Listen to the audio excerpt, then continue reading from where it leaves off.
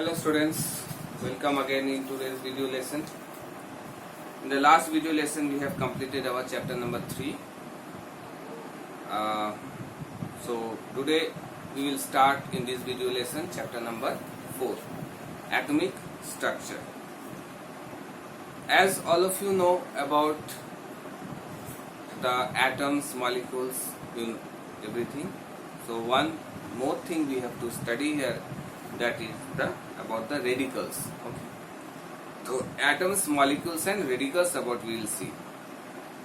All of you know atoms are the smallest particle of an element, whereas molecules are group of atoms when combined together to form an element. Molecules of an element, a compound, is called molecules. A molecule exists independently, but atoms cannot exist independently. Molecules does not take part in a chemical reaction, but atoms take part in a chemical reaction. So these are the normal difference between atoms and molecules that we have already studied in your previous chapter and classes also.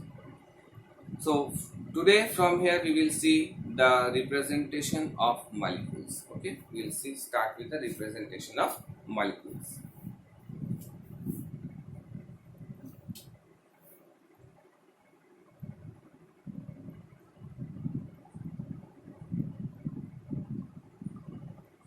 Representation of molecules. Okay. So what are the representation of molecules? Molecules of an element can be represented by, as you know, by chemical formula. So represent, we need a chemical formula. We need chemical formula. So chemical formula of an element represent the number of atoms present in it. Suppose if we write H2, Cl2, that means hydrogen, one molecule of hydrogen, it is having 2 atoms of hydrogen, whereas in one molecule of chlorine it is having 2 atoms of chlorine. So chemical formula represent the number of atoms. Suppose if you write H2O also, so 2 atoms of hydrogen and 1 atom of oxygen, so it is called a molecule formula. The molecule of an element may be consist of single atom, and sometimes they are also having diatomic. All of these things we will see here. So next point is the atomicity. What is atomicity?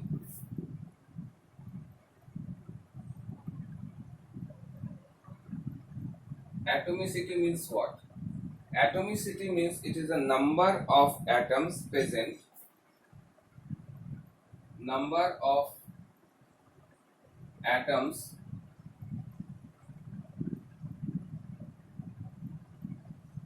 present in one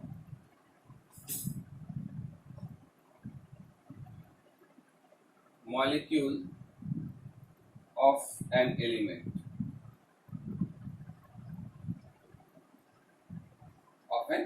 It is called atomicity. So molecular elements such as, if you say helium, neon, so helium, He, neon, Ne, argon, Ar, they are all having one atoms, so they are called monoatomic. That means in one molecule of helium, that is only one atom. In one molecule of neon, it is having one atom. In one molecule of argon, it is also having one atom. They are called monoatomic. Similarly, if you write H2O2,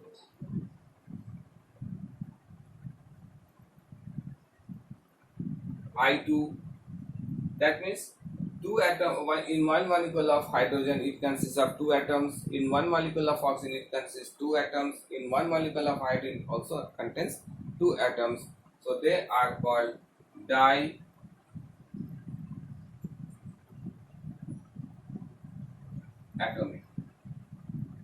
They are called diatomic molecules. Similarly, O3, if we write O3, that is called triatomic ozone. Okay. Similarly, if you write P4 or S8, so they are called polyatomic polyatomic. So they are called polyatomic. Okay. So if there is one atom in one molecule, this is called monoatomic. Two atoms in one molecule, this is called diatomic. Three atoms in one is called triatomic, or sometimes it is called polyatomic. Also, phosphorus is 4 and sulfur is 8. So the list is given in your book.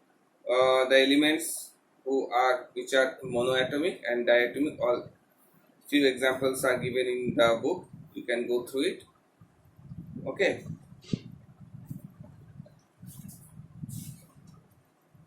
So next is the valency. So this is about representation of molecules and its atomicity.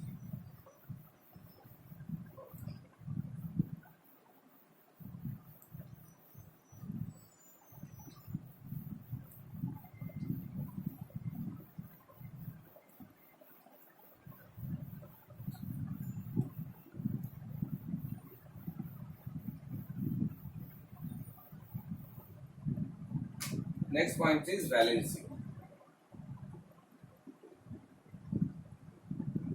What is valency? Valency means it is a combining capacity. It is called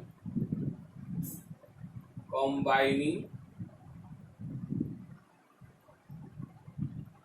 capacity of an atom of the element. Atom of an element. Combining capacity of an atom of an element is called valency. If it is valency is 1, it is called monovalent. So you can select monovalent. It is also called divalent.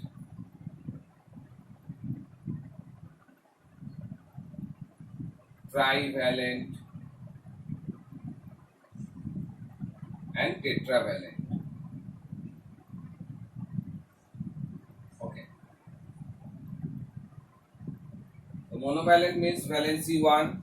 Suppose hydrogen, fluorine, these are monovalent.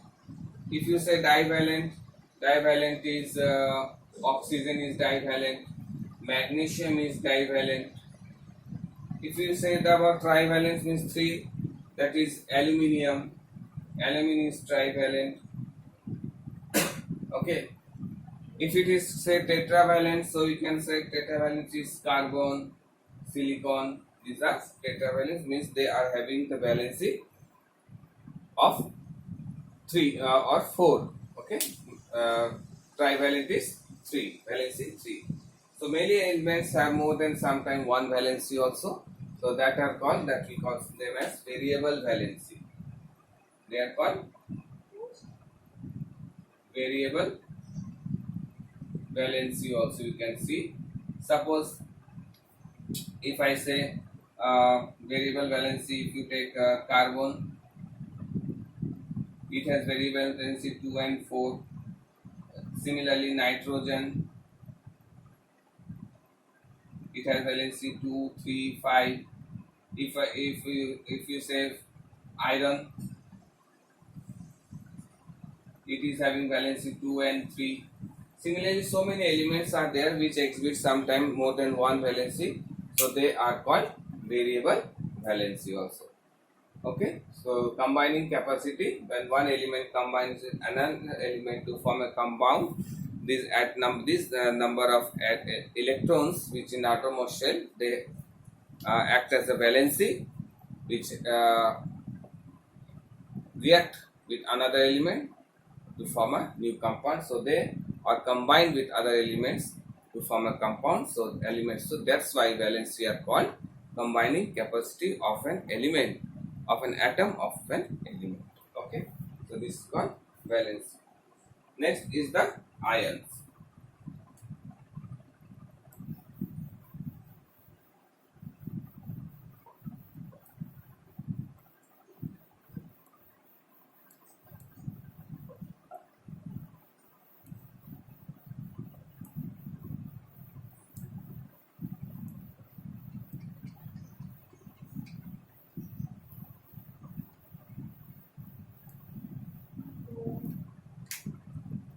What are ions? Ions are called charged particles. Ions are called charged particles. Okay, they're called ions. So when an atom or group of atoms gain or lose electron, they form ions. So if they gain electrons or lose electrons, they form ions. Okay. So if they gain electron, an atom or group of an atom which gain electrons, then they form n ions. They form n ions. Okay. If they lost electron, that means they form get ions. Okay. So example of gain electrons. Suppose if you take sodium and chlorine. Okay. The valency of sodium is +1 and chlorine is -1. So when this reacts with this, so sodium always lost one electron to form Na plus, whereas chlorine always gain electron to form Cl minor. So it is sodium is a cation, whereas chlorine is an anion. So okay, so whenever an element gain electrons, they form anions, means electronegative ions, whereas when they lost electron, they become electropositive ion, that is called cations. Okay, after losing and gaining electrons, these elements combined together to form a stable compound, that is always so a compound is always a neutral. So no changes can you see, they're electrically neutral. So to become stable, atoms always lose or gain electrons. After gaining and losing electrons, they become electrically neutral to form a new compound or a molecule of a element. So this is about the ions, atoms, molecules and ions, how molecules are represented, what is atomicity, we have seen what is valency and what is ions. So we will proceed in the next video with the description of some more ions and radicals. It's a very important chapter, you have to read it, go through it and learn all the valency of elements and also the atomicity of all elements. Thank you students for watching this video. See you again in the next video class. Till then, goodbye, take care.